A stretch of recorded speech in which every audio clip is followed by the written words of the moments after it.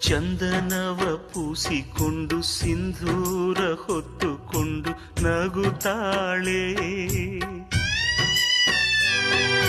ಮಲ್ಲಿಗೆ ಪಲ್ಲಕ್ಕಿಗೆ ನಾನೇ ಒಡತಿ ಎಂದು ಮೆರಿತಾಳೆ. ನನ್ನ ಬಾಳ ಭಾಗ್ಯ ದೇವತೆ ಪತಿ ಪ್ರೀತಿಯಿಂದ ವಂಚಿತೆ. ಇನ್ನೊಂದು ಜನ್ಮವಿದ್ರೆ ಮಗನಾಗಿ ಹುಟ್ಟುವೆ, ಕಣ್ಣಿಗೆ ರೆಪ್ಪೆಯಂತೆ ಜೋಪಾನ ಮಾಡುವೆ. ಜನುಮದ ನಾಯಕಿಯೇ,